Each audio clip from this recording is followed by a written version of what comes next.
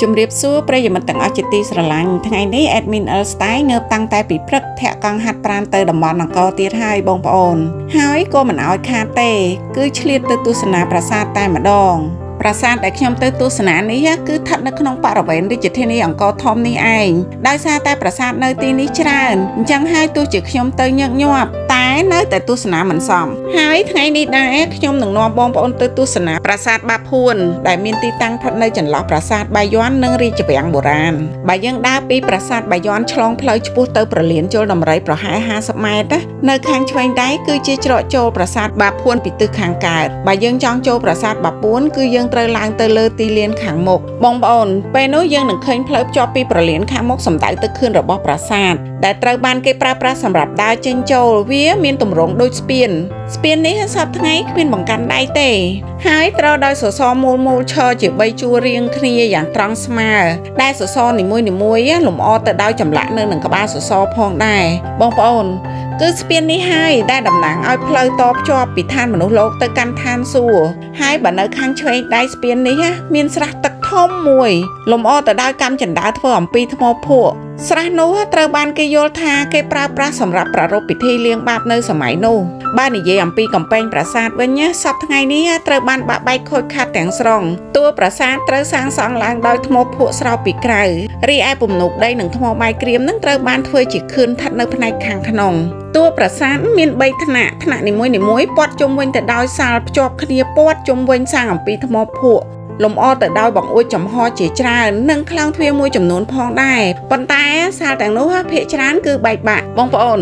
អ្វីដែលយើងចាប់អារម្មណ៍ជាងគេនៅពេលដែលយើងដើរទៅជ្រុងខាងលិចហើយងាកមកមើលជញ្ជាំងប្រាសាទផ្នែកខាងលិចមានចម្លាក់រូបព្រះពុទ្ធចូលនិព្វានមួយយ៉ាងធំសណ្ដូកត្រង់តាមបណ្ដោយជញ្ជាំងថ្មនៃជញ្ជាំងប្រាសាទរូបនេះបើតាមខ្ញុំអានសៀវភៅជួបគឺមានបណ្ដោយ70ម៉ែត្រនិងកម្ពស់9ម៉ែត្រដែលគេជឿថារូបនេះត្រូវបានឆ្លាក់លម្អបន្ថែមនៅសតវត្សទី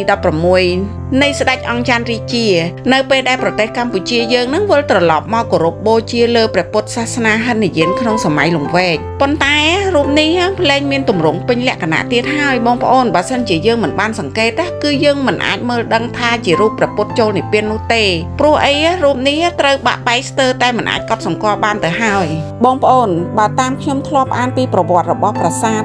ទនេះគឺកសាងឡើងនៅក្នុងសតវត្សទី11រវាងឆ្នាំ1060ដោយព្រះបាទឧទ័យទិត្យវរ្ម័នទី2ប្រាសាទនេះសាងសង់ឡើងដើម្បីឧទ្ទិសថ្វាយដល់ព្រហ្មញ្ញសាសនាហើយអ្វីដែលខុសគេនោះគឺប្រាសាទនេះចម្លាក់ឆ្លាក់នៅលើដុំថ្មតូចស្រដៀងទៅនឹងឥដ្ឋសប្តាហ៍ថ្ងៃចម្លាក់ទាំងនេះនៅសល់តិចតួចតែប៉ុណ្ណោះបងប្អូនប្រាសាទបាភួនគឺជាប្រាសាទភ្នំដែលតំណាងឲ្យកំពូលភ្នំព្រះសុមេរុដែលជាទីឋានរបស់អាទិទេពនៅលើភពផែនដីយើងនេះប្រាសាទភ្នំមួយនេះមានរាងដូចសាជីអញ្ចឹងសរុបទាំងអស់គឺមាន5ថ្នាក់ប៉ុន្តែបើយើងនិយាយពីតួប្រាសាទវិញគឺមានតែ3ថ្នាក់ទេបងប្អូនសំណង់ធ្វើអំពីថ្មភក់លាយថ្មបាយក្រៀមនិងឈើហើយមានគោបរៈទាំង4ទិសព្រមទាំងមានរូបចម្លាក់ក្បូរក្បាច់រចនាល្អឆាតឆាយតាក់ទងទៅនឹងរឿងរាមកេរ្តិ៍ខ្មែរនិងក្បាច់ចម្លាក់ផ្សេងទៀតដែលតាក់ទងទៅនឹងល្បែងកីឡានិងការរចនាលម្អនៅតាមខឿនប្រាសាទនៅជាន់ទី1ទី2ទី3នៃប្រាសាទគឺធ្វើអំពីថ្មភក់ប្រាសាទបាភួនមានឈ្មោះដើមថាត្រីភូវនៈជោណាមនីដែលក្រោយមកឈ្មោះនេះក៏នៅសល់តែភូវនៈតែប៉ុណ្ណោះហើយពាក្យភូវនៈនេះក៏คล้ายទៅជាភូនវិញគឺមានន័យថាអ្នកដែលគ្រប់គ្រងភពទាំង3នេះបើតាមការបកស្រាយរបស់លោកច័ន្ទភក្តីចំណែកឯពាក្យคล้ายទៅជាពួននោះគឺមានន័យថាលះបំបាំងកាយដែលប្រះចាកពីឈ្មោះដើមតែមានន័យគ្រប់គ្រាន់ប្រសិនបើបងប្អូនបានមកលេងហើយឡើងទៅផ្នែកខាងលើនៃតួប្រាសាទ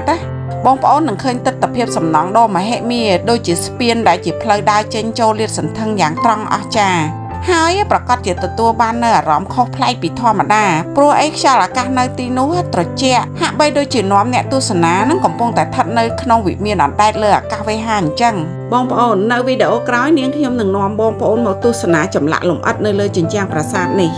អរគុណបងប្អូនទាំងអស់គ្នាដែលបានទស្សនាវីដេអូនាងខ្ញុំតាំងពីដើមរហូតដល់ចប់នាងខ្ញុំសង្ឃឹមថាបងប្អូននឹងពេញចិត្តវានៅចុងវីដេអូខ្ញុំនឹងមានរូបភាពស្អាតៗទាក់ទងនឹងប្រាសាទបាពួនចំពោះអ្នកថ្មីកុំភ្លេចណាជួយ Subscribe Like Share នាងខ្ញុំនឹងមានវីដេអូថ្មីបន្តទៀតអរគុណជម្រាបលា